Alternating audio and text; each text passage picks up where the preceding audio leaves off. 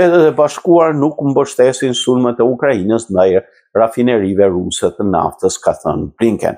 Shtetet e Bashkuara as nuk kanë mbështetur dhe as nuk kanë mundësuar sulme nga Ukraina jashtë territorit të saj, ka thënë sekretari amerikan i shtetit Antony Blinken në një konferencë përshtyp në Paris me 2 prill.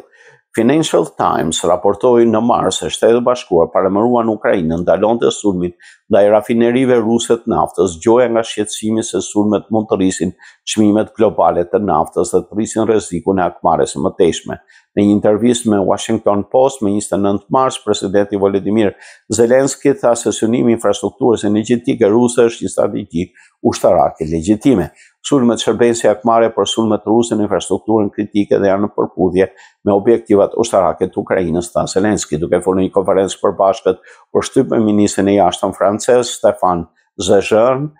Blinken tha se Shtetet e Bashkuara bëjnë gjithçka që mundën për ta ndihmuar Ukrainën të mbrohet kundër këtij agresioni rus. Në të njëjtën kohë ne nuk kemi as mbështetur as mundsuar sulme nga Ukraina jashtë territorit të saj, tha Blinken, duke ju përgjigjur një pyetje nga gazetare në lidhje me sulmet e Ukrainës ndaj rafinerive ruse të naftës. Populli i Ukrainës po vepron në vendmbrojtje dhe ne konsiderojmë se Rusia është agresori, vazhdoi Sejourne. Rrethana të tilla nuk ka asgjë tjetër për të thënë.